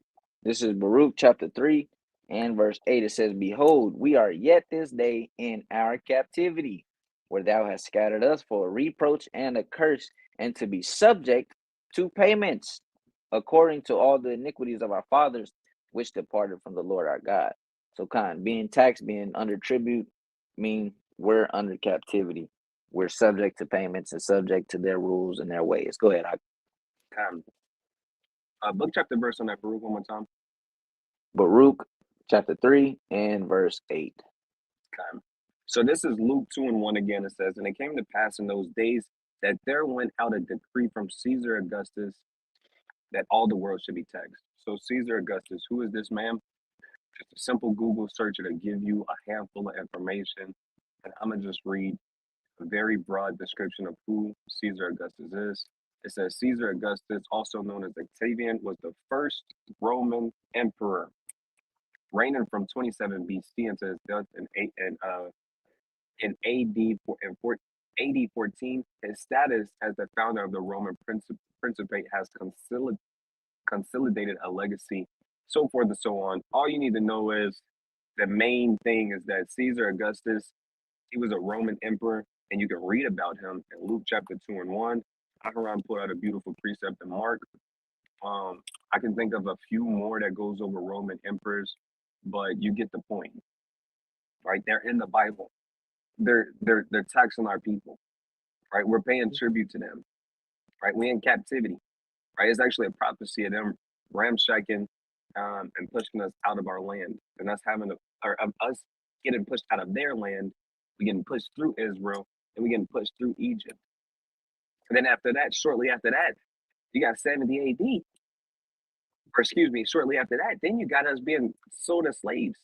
Now we're in America, right? So that's briefly going over the 7 major captivities that the Israelites went through, right, in the Bible. So this is more than just a spiritual fairy tale folly book that, Christians kind of, they don't really know what they hold in. They really hold in our history, right? And it's that rich, it's that powerful.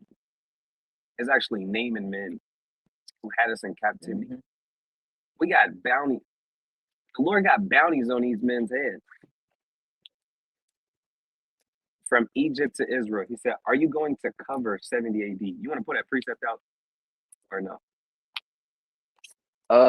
Actually, I can, but I do want to do a breakdown over 70 AD. I just ordered a book. Actually, that's funny. I just ordered a book that's going over 70 AD. Right. It's also prophesied by Christ that they would destroy, or that they would come in 70 AD and destroy our stuff. Most of Matthew 24 is going over 70 AD. Matthew chapter 24, we all use that to coincide with today, which you can, because it's a dual prophecy. A lot of it is dual prophecy, meaning it can happen back then and it could happen now. But Matthew chapter 24 is going over a lot of it.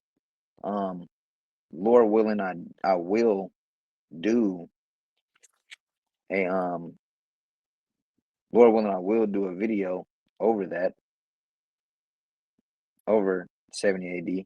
But I'm gonna get this. Mark 12 and 7. It says, this is a parable. It says, but those husbandmen said among themselves, this is the heir. Come, let us kill him, and and the inheritance shall be ours. So this is going into the Pharisees, scribes and Pharisees, and going into how they killed Christ. And they took him and killed him and cast him out of the vineyard. So they took Christ and killed him, the chief men, all like they did the prophets, like they did Jeremiah and Zechariah, so on and so forth. And it says, what shall therefore the Lord of the vineyard do? Who's the Lord of the vineyard? That's going into the Most High God. What is the vineyard? It's going into Jerusalem. It says, he will come and destroy the husbandmen and will give the vineyard to others. So he will come and destroy that place and give the vineyard to others. So that's a quick precept on 70 AD being prophesied by Christ. It's on you. Man, it was really some information in here that I wanted to get, but I can't remember exactly where it is because I don't have it highlighted, and I ain't been in this book. I know usually whenever we pull out the information, I'm usually a Captain DeBar book, and he got it mapped out perfectly, and I don't even have to remember it because I know he got it. So that's really a me not being as studious as I should be and getting in my bag, or else I'll show you 70 AD in this book and what it was look like and how it coincides with the prophecy that Aharon just put out. So, Lord willing, next time we go over this, or when Aharon do his lesson, I can help him out and actually have that. But as of right now, I don't have it. So, Salakia, forgive me.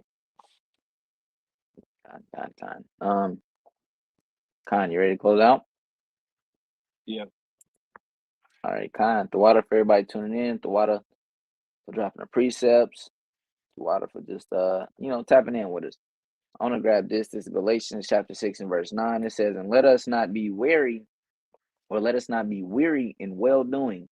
For in due season we shall reap if we faint not." So we're going to reap the kingdom of heaven if we do not faint. Now I want to, and also don't be weary in well doing. You always want to keep doing well doing. This is 1 Corinthians chapter 15, verse 58. It says, "Therefore, my beloved brethren, be ye steadfast, unmovable, always abounding in the work of the Lord. For as much as you know that your labor is not in vain in the Lord." You want to be unmovable. Don't be wavering to and fro. You don't want to be a house built upon sand. You want to be built upon the stone, which is Yahushua Mashiach. It's on you, And we always end our lessons with Sirach 43 and 30. It says, when you glorify the Lord, exalt him as much as you can, for even yet will he far exceed. And when you exalt him, put forth all your strength and be not weary, because you can never go far enough. And with that, we give all praises, all honor, and all glory to the Most High God, Yahweh, Bahashem, Hamashiach, Yahweh Shah. Like General Hezekiah always say, to America, Shalom, Mashpaka, Ashar Shabbat, Barakatam. Shalom.